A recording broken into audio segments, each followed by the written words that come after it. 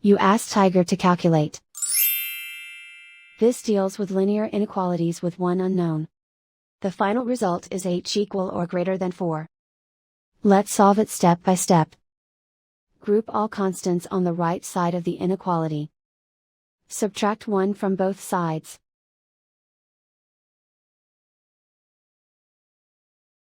Group like terms.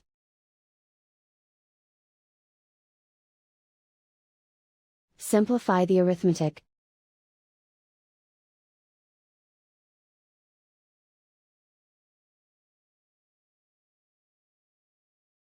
Isolate the h. Divide both sides by 2.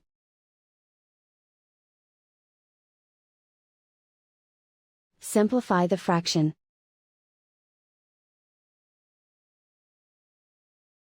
Find the greatest common factor of the numerator and denominator.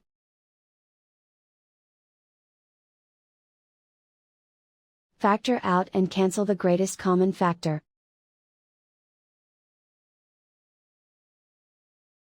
Plot the solution on a coordinate grid.